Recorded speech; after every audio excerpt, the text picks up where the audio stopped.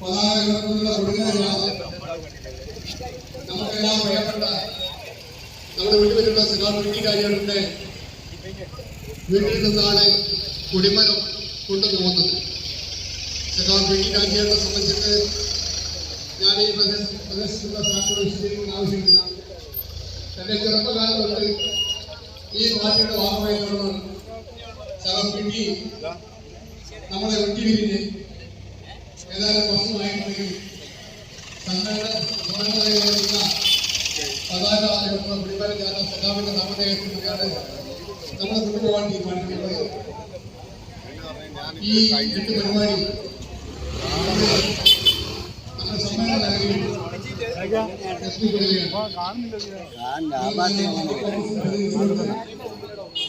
24 പതാകയിലുള്ള മാനങ്ങളാണ് നമ്മളെ സഞ്ചരിക്കുന്നത്. പതാക